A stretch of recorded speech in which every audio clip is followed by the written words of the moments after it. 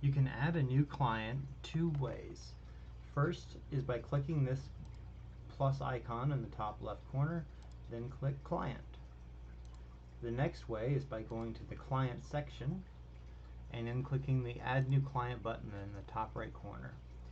Enter the first name, last name, these are the only required fields, followed by the email address, phone number, discipline name, and then you can set the client status to active, inactive, waitlist, or a potential client.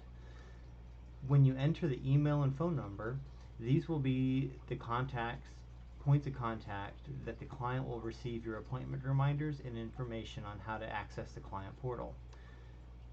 To email instructions to the client for access to the client portal, you can add their email address, and once you click add, they will receive an email with instructions on how to get to the client portal.